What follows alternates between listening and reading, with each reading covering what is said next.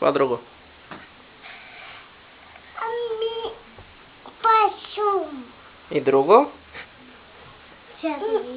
Тавило има. Друго? Гердан? Да, и да. Друго какво има, мама? Метатонек. Какво е това? Метатонек. Часовник вик. Часовник? А портмоне имаше ли, казахме? И в него какво има? Ми пари. Пари. А Гердан има също. А какво беше друго? Гъде. Грим? Парфюм? Магазин. А ти какво имаш? Ми слънце. Къде ти е слънчето? Ето го. Дай го како слънчето. Да го како слънцето. Дай. Слънче, какво друго имаш ти? На твоето яке какво има? Ми... Погледни. Телефон. Това бе. Трактор. Трактор, булдозер. Да. Кажи. Мажоржер. Булдозер. А ти какво искаш да получиш от дядо Коледа? Кола с какво? Клади тутоно. Дитонтонно? Да. Я ми го кажи пак. Ми клади тутоно. Чакай, кажи ми го хубаво. Клади тутоно. Ох, пак как не разбирам, бе. Клади тутоно. Добре, разбрахте вече. Ти ще ми кажеш ли сега някакво стихче или някаква песничка? Кажи ми за Галената Богданка приказката. Галина Буданка. Тази та много ни жива. Много мързелива. Новен. И като дошли родителите им, и тя какво им казала? И към почебаница. Да пече баница. А на родителите си какво казала? Мамо, тате, бързо на колата. Да. Защо? Тато каза. Буданко. И не може ли и мене така?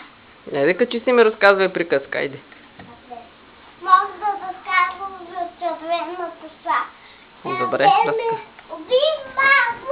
Един ден имала една майка и една червена шапка.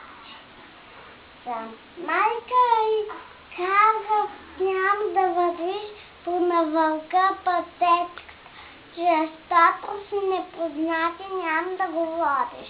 Тук да е казал, ходил по изгодата и поле изкочил сивия вълк.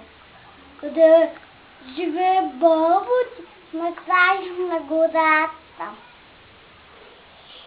И той тичал и жал бабата. Сторила си нейната нощница, легнал и през това време червената шапчица дошла. И казал, баба, защо имаш толкова големи дете? За да те прегръщам по-добре, мое дете. А защо имаш толкова дълги крака? За да си правя собствените си място. А защо ти е голям език?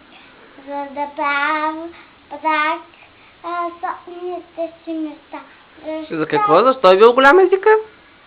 Защото да правиш задните си места.